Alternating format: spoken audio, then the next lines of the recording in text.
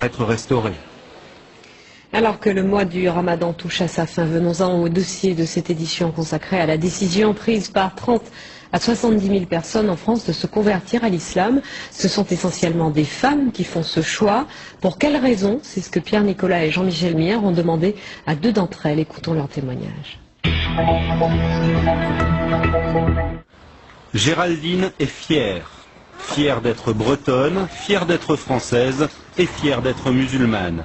Aujourd'hui, quand elle se promène avec ses enfants dans cette cité de l'Essonne, c'est la mosquée qui l'attire, plus l'église. Avant, lors des journées mondiales de la jeunesse, elle lançait des hurrahs au pape, la croix au cou. Pied de nez au Vatican, c'est le 15 août dernier, jour de l'Assomption, qu'elle a finalement choisi d'embrasser l'islam. Elle n'a eu qu'une phrase à prononcer. La ilaha illallah wa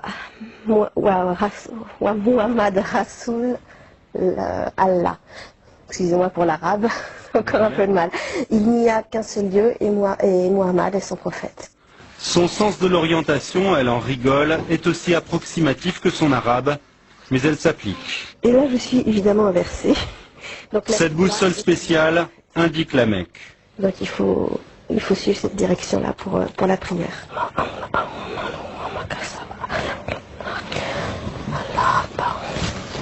Depuis qu'elle porte le voile, sa fille trouve que maman ressemble à une africaine, mais Géraldine se sent mieux dans sa peau. Avant ma conversion, il me prenait plus pour une femme française facile, etc. On va dire vraiment quelqu'un qu'on va draguer et c'est tout. Depuis que j'ai le voile et que je suis musulmane, je suis une femme qu'on respecte et une sœur. Géraldine l'avoue, elle a besoin de règles et l'islam lui en donne. Par exemple, elle ne touche plus aux bouteilles sur son frigo. Un regret? C'est plus quand je mange, par exemple, un plat typique qu'on a l'habitude de mettre de servir avec un vin rouge, ou même les huîtres que j'ai mangées dimanche sans muscadet, c'était un petit peu tristounet finalement, puis c'est bien passé avec le citron. La conversion de Valérie est plus ancienne. Élève brillante, doctorante, elle a franchi le pas il y a 2 ans. On ne peut pas dire que ses parents ont mal réagi, mais ce n'était pas non plus le fol enthousiasme dans sa famille. Je dirais pas que ça les a intéressés. C'est-à-dire que je pense pas qu'il y ait une personne dans ma famille qui ait lu un livre sur l'islam depuis ma conversion. Ou qui ait fait une quelconque recherche. C'est plutôt arrête de nous saouler avec ça.